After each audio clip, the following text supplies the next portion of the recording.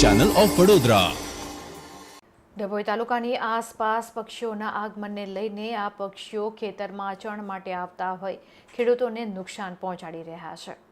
પાકને નુકસાન ન થાય તેના માટે ખેડૂતો દ્વારા પોતાની મોંઘી દાટ મહામહેનતથી તૈયાર કરેલ ખેતીને બચાવવા માટે તાડની વાડ તેમજ ચાળિયા ઊભા કરીને પશુ પક્ષીઓથી બચાવવા માટે ખેડૂતોએ ખેતરોની આજુબાજુ આ રીતની વાડ બનાવવામાં આવે છે.